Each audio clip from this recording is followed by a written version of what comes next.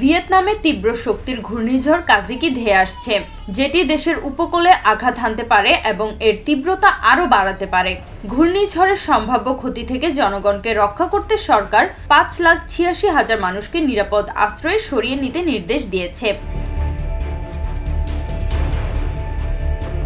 25 August সোমবার BBC জানায়, এই ঘূর্ণিঝড়ের কারণে বাতাসের গতি এখন 166 কিলোমিটার প্রতি ঘন্টায় পৌঁছেছে এবং এটি উপকূলে আঘাত হানার সময় আরও তীব্র হতে পারে।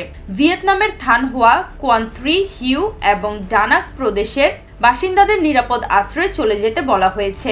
এছাড়া ঘূর্ণিঝড়ের প্রভাবে ভিয়েতনাম এয়ারলাইন্স রবিবার ও সোমবারের মোট 22টি ফ্লাইট বাতিল করেছে এবং মাছ ধরার নৌকা ও পর্যটন জাহাজকে সমুদ্রে যেতে নিষেধ করা হয়েছে। লন্ডনে এত বড় মাছ, ওয়াও! মাছে ভাতে বাঙালি, আর সেই মাছ পেতে আসুন লন্ডন ফিশ নেটে।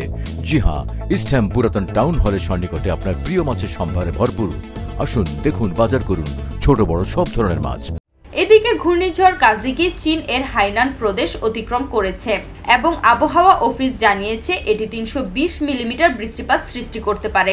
পরবর্তীতে ঘূর্ণিঝড়টি তাইওয়ান পৌঁছালে কিছুটা দুর্বল হলেও বাতাসের গতি 200 কিলোমিটার প্রতি ঘন্টা থাকবে এবং বৃষ্টিপাত 300 থেকে 400 মিলিমিটার হতে পারে।